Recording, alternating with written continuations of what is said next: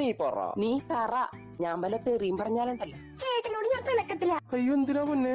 ഇന്നലെ എന്റെ ബർത്ത്ഡേ ആയിരുന്നില്ലേ, ചേട്ടൻ ഒരു ഗിഫ്റ്റ് പോലും എനിക്ക് മേടിച്ചു തന്നില്ല.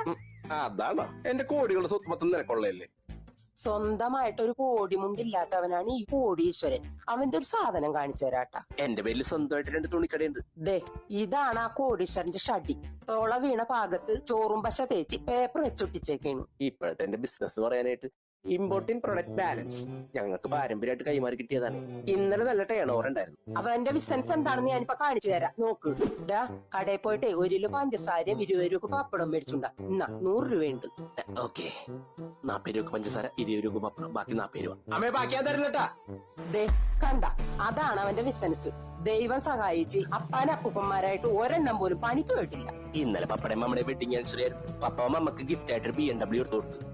ഇപ്പൊ ആ പറഞ്ഞ പപ്പക്ക് ഞാൻ 100 രൂപയും കൊടുത്ത് റേഷൻ കടയിൽ വിട്ടിട്ട് 100 രൂപയും കാണാനില്ല, ഈ ആളെയും കാണാനില്ല. 2 ദിവസമായി. ഏയ് ഫുഡ് കഴിച്ചിട്ടില്ല. എന്താ ഇവിടെ കഴിക്കാൻ? ഇവിടെ കഴിക്കാനായിട്ട് ഫ്രൈഡ് റൈസും കണ്ണന്തേവൻ സൂപ്പും.